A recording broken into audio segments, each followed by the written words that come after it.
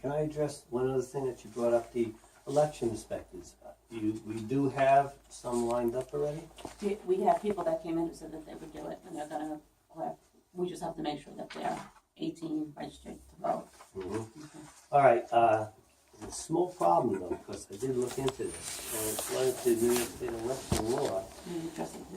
They're supposed to be selected and approved by resolution 40 days prior to the election, which is yesterday, by my count. Right, but we don't have a concrete. I am. Right, but I'm willing. conflict there, so Why? What's the conflict? I'm suing you. So you Yeah. can't be an inspector and I'm running Yeah, for but mayor. that lawsuit has nothing to do with the village. So I'm gonna disagree with that. On my attorney's advice, we can't approve you to be an inspector. Okay, could I have that in writing from your attorney, please? I'll let him know. Okay. Okay. So we're not gonna do it within 40 days, obviously. No, we don't. Right now we have When one. are we gonna do it? Probably at the June meeting. No, If we don't have. Well, we can call a special meeting, so we need to, Okay, yeah, that's fine. that's what I would do. As soon as we have a slate to recommend. I know. Alexei Oblinsky, 47 Gunbrook. I have some questions regarding the Don Pierce issue. What I don't understand is how could the village be operating without the treasurer since October? And why were the residents told Don was not in attendance because he was teaching a class, and why were the residents not told that he had resigned? That's question number one. Number two is a bookkeeper, Natalie Hoffman, returning, and if not, how are we operating without a bookkeeper or a treasurer? And number three, when did you receive Don Pierce's letter of resignation, and what was the effective date? Number four, since Don Pierce has taken the job with a firm that audits our books, why was it appropriate for him to prepare and present the budget? And number five, without a treasurer and the bookkeeper out sick, who at present is handling the finances and making sure that things are being done correctly? I can sum it all up for you. Okay, so in October or November, Don came to Natalie and myself and told us that he was taking a job with R.S. Abrams. We did not want him to leave, and we contacted R.S. Abrams to see whether this would be a conflict or not. He decided to take a leave of absence while we did this. In January, R.S. Abrams came back and said to us, there's not a conflict because he will not be working on your account. But Don made the decision that his workload would make him travel, so he would not be able to attend the board meetings or be able to meet at certain times with Natalie and I that we had met in the past. So we decided that as a favor to the village and to Natalie and myself, he would stay and help us with the budget and then resign after that. And that's what he did. Natalie, thank heaven, is fine and has been working in the village every week, including the weeks that she had surgery. Okay, so she's fine. And you're lucky enough that you have someone who has an accounting, went to school for accounting, and knows how to run a budget. That's why we saved money last year, and probably this year. And so who is the treasurer? There is no treasurer at this time. We put it up. We're going to have to interview treasurers. When he resigned, we have to interview new treasurers. Okay. Diana? So I have a whole bunch of questions. Should I ask them all at once, or? Okay, so first is I've been searching through the code to find out whether or not it is possible for code and laws to be changed in the village of Poquott by referendum. Is that possible? And if so, where can one find the regulations with regards to it? I don't think it's We have to have a possible. public hearing, don't we? It comes to the, resolutions come to the Board of Trustees.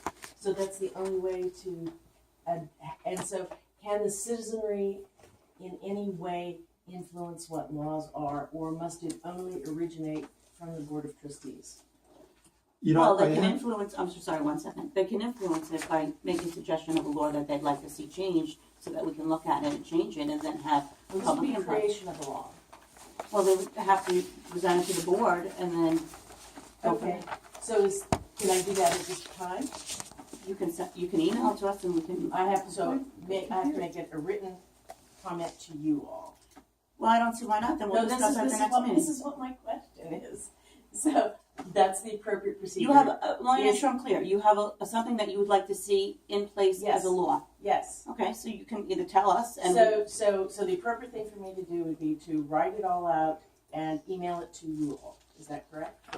Or send it by hard copy? What Either would you one, like? or tell us right now what I it can is. tell you right now.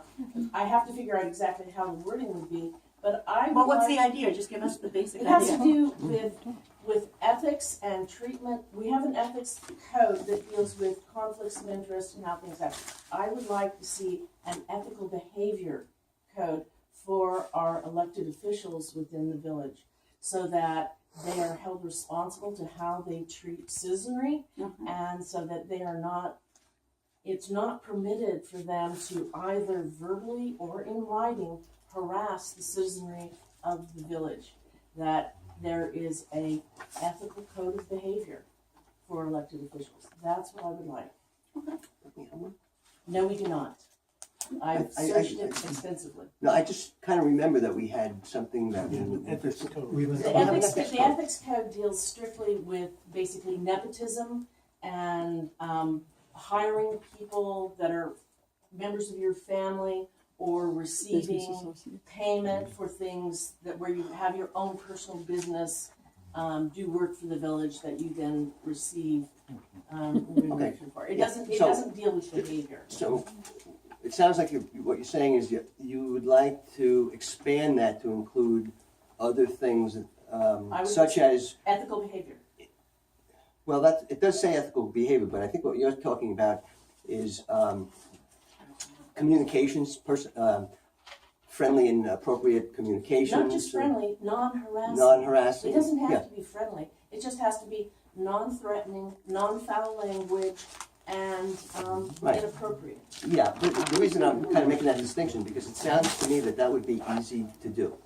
It would be easy to do, but I would like to see it happen. Okay. Just, yeah, Okay, we can do that's that. one It's thing. just be added to it. The whole process is different. yes, right? there is language like that in the public officers law, but we could bring that into our code if you wanted to That make would that. that would be great. Oh. So that there was then also a mechanism that if a citizen felt that they were being treated inappropriately, that they could have it dealt with in an appropriate fashion. That would be very nice. Yeah, Diana, if I could, some of us have actually had a discussion about some of that as well. One thing that I would point out, there's always a point that makes things more difficult than it should be, but I think the compounding problem is not so much identifying, because that's almost common sense to me.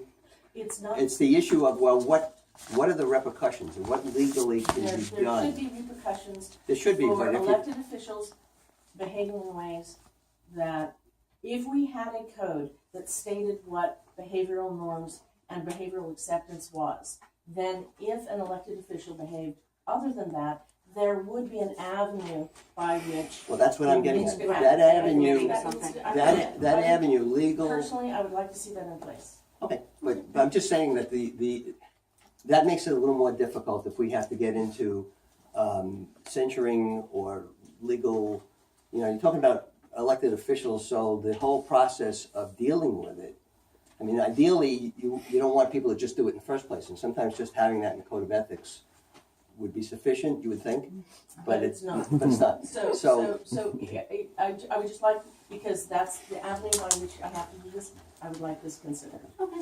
Okay, the next thing was you were talking about the yearly maintenance of a proposed dock, but you only discussed insurance. Have you also taken into account the, putting out floating docks, taking them in, the electricity because lights have to be on all night, and water, and all of that auxiliary maintenance and repair, and have you have an estimate for what that would cost? Could you work on it or? No. Okay. No, we don't have that at this time. Okay, will that be forthcoming before the survey is sent to residents? Yes. And the survey will be sent sometime in June, or the No. response will be in June? The village engineer will have a copy for the board to look at in June. So there will be a copy of the survey in June, but the survey will go out approximately when? No, we have to look at it and approve it, so I can't tell you. Okay, so it'll be after the June meeting sometime. I mean, if okay. he gets it to me sooner, I'll email it to everybody to look at. And what's the status of the tree law? We had a tree law that we had a public hearing on several I years can't comment on that, it's in the ago. planning department and just, I So don't know. there's no, Did they talk about it at the last meeting at all? Yeah, we just talked about it in our planning meeting. They kind of hit a wall and they kind of That's just right, been, It's come back to me. yeah. It's, everybody agrees there needs to be something, but the devil's in the details. And the planning board, which I sat in on last week, they haven't, I think a combination of, they put so much effort into such a comprehensive first draft that I think they were a little bit exhausted, but to focus in on some of the issues that might be hard in practice to implement, which is, I think, what we were really stuck at. The last two meetings, they just said they really have had a hard time with it, and I'm not sure where we are, and Roger isn't here to kind of talk about it, but it's kind of in nowhere's land right now. okay, so I could contact Roger and ask what the status is? Okay, Absolutely. and then the final question is, what is the mechanism by which it's determined which potholes are filled and which ones aren't? Code does the survey twice a year.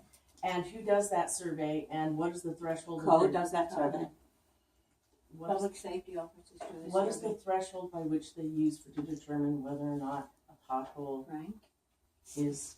I don't know, your car fell in it? No, my cart is falling in it, that's why I'm asking. Frank, what, do you have Last a, time they haven't We been, just document potholes. We Right. just send, hey, it's a pothole we observe, we document and send it to the Lewis clerk's office. right, and we Okay. bid them out, and if there's enough money, we fix them. so can I send a list of, and pictures of potholes? You I can, if would they're like not to on this consider- list, we'll try and get them on for the spring. I mean, for the fall. Because I asked about them last time you were doing potholes, and I was told that my potholes weren't big enough of a problem. So I don't that- remember they're anyone getting saying bigger. that to you. So, okay, thank you. Deborah? I'm sorry, what was your name? I'm Deborah Pappas, by the way. Diana. What Diana said is actually a great idea about coming up with something for everyone having to uphold certain ethics. And I just want to suggest that you might want to consider adding to that the ethical behavior and the disruptions and some kind of repercussion for what happens from the residents attending these meetings as well. Because I've seen a lot of time wasted. I've been to a lot of meetings, and I'm sorry I gave you. No, I know, I'm just showing my hand to be next in queue. Okay. I've seen a lot of time wasted on this kind of behavior on both sides, and if it's going to happen on one side, I think it should definitely be addressed for the residents and the visiting non-residents at the meetings as well. Thank you for your comment. Thoughts? Okay, as everybody knows, PA some ask questions about money. From what we handed out today, I'm really concerned. It looks like there's gonna be a deficit of between $40,000 and $60,000 this year based on this. Well, I'll tell you how. First of Okay. all, it shows there's a net income of $8,000 through the end of April. We have to pay safety wages of about 12. We have to pay garbage of about 7. The potholes I estimate are gonna be 5, that's an estimate. So we're gonna have more court stuff, that's about 1.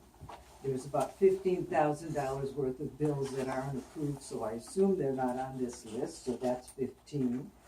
And then there's 25,000 from the snow removal, which by law cannot be part of the general expenses.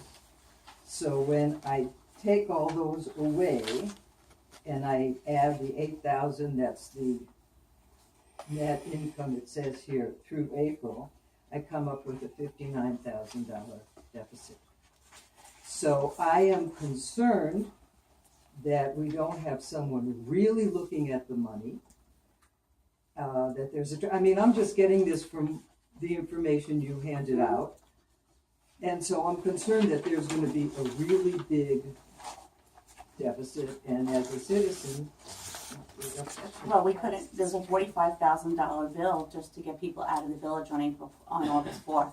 So that is. but I'm not saying good, bad, I'm not judging this. I mean, that's a whole other discussion about where you spent the money. That's another discussion. All I'm saying is I'm concerned that there's gonna be,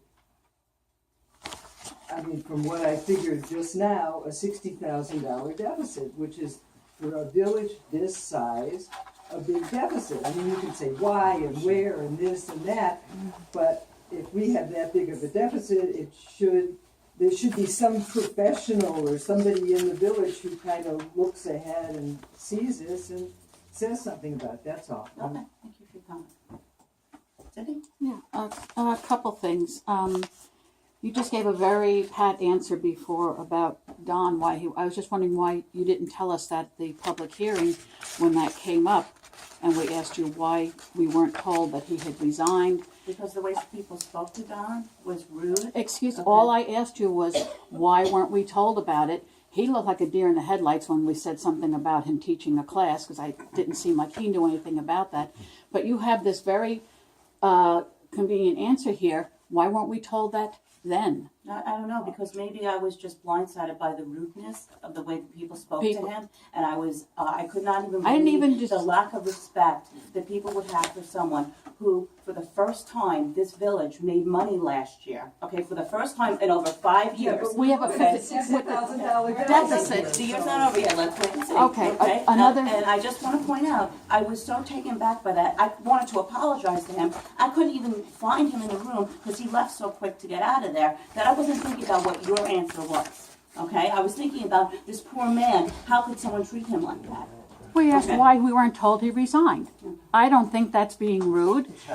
Yes. I asked why he resigned and why we weren't told about it, and why it was continually told something The else. board was told that we had to interview treasurers and possibly bookkeepers if Natalie wasn't coming back.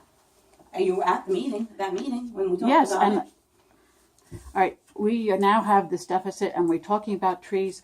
So I'm just concerned why we're spending $4,700 on a feasibility study for a dock.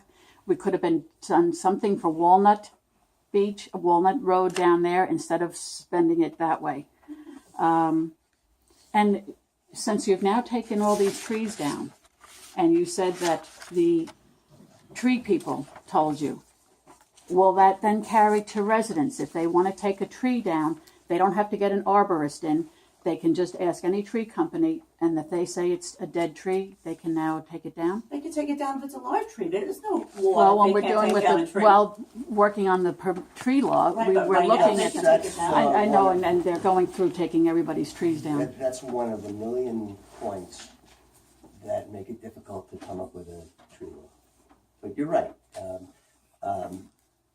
Having a tree law would make it difficult to the point of burdensome for anybody to do the things that we take for granted, which is to take down trees that you don't like and move this and that, whatever. You know, the assumption has always been that people aren't going to take trees down around here unless it's necessary, because we've always been a wooded community. Mm-hmm. Well, we're finding that that's not necessarily the case anymore, and, you know, yet at the same time,